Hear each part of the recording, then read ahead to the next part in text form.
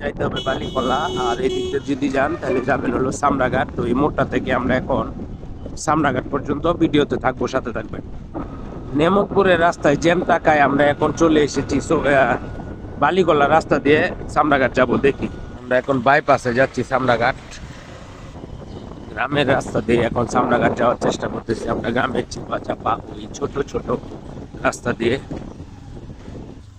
জরুরি কোনো কাজে গেলে যদি আপনার বিকল্প রাস্তা থাকে তাহলে সবচেয়ে উত্তম হয়। যেহেতু আমরা যাইতে গেলে নেমতপুর প্রচুর পরিমাণে জাম, সেক্ষেত্রে বিকল্প রাস্তা হিসেবে আমরা আরেকটা রাস্তা বেছে নিয়েছি। এটা ছোট সরু একটা রাস্তা, ভাঙাচোরা, এটা দিয়ে এখন আমরা যাচ্ছি। ধন্যবাদ।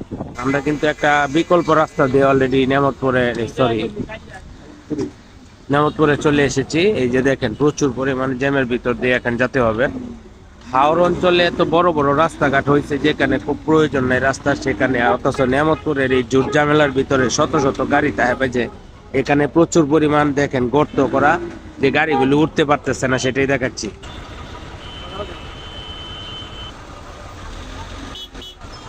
যাই হোক, অবশেষে আমাদের এই জুট ঝামেলা ভেঙে গাতাগোতা রাস্তা সেরে শেষ করে এখন আমরা ভালো রাস্তায় উঠেছি। তো এখন আমরা ঘাটের দিকে যাচ্ছি, আপনাদেরকে দেখাচ্ছি, সাথে থাকুন।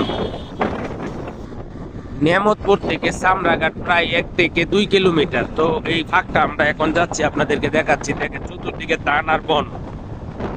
অনেকদিন পরে আমি সামরাঘাটে আসলাম, যখন অটো চালাইতাম তখন আসছিলাম, আর এখন অনেকদিন পরে প্রায় 2-3 বছর পরে আসলাম।